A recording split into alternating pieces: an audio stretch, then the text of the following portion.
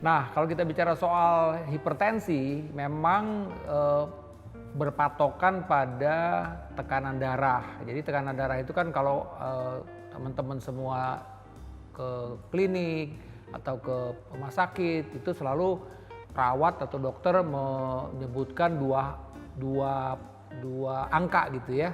Yang pertama sistolik, nah yang kedua adalah diastolik itu. Jadi pertama biasanya 150, 90, nah berarti yang atasnya itu 150, yang bawahnya 90. Nah bagaimana sih kalau kita bilang hipertensi? Nah kalau kita bilang hipertensi itu apabila atas kita itu di atas 140, kemudian bawahnya itu di atas 90, nah itu yang jadi patokannya. Nah memang itu nanti ada grading-gradingnya, ada tingkatan-tingkatannya.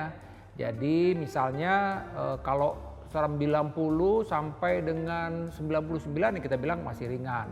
Ada tahapannya, ada bilang grade 1, grade 2 gitu ya. Tapi yang penting jadi patokan adalah kalau tadi nih misalnya atasnya itu sistoliknya sudah di atas 140 dan bawahnya sudah di atas 90, nah ini the warning.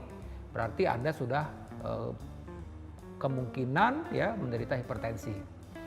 Nah, apakah hipertensi ini bisa terjadi pada semua orang? Bisa.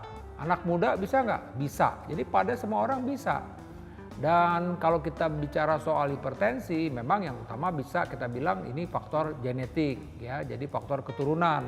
Jadi buat teman-teman semua yang kebetulan orang tuanya ini memang penderita hipertensi, maka dia harus memperhatikan tuh kalau dia juga bisa kemungkinan dia kena hipertensi.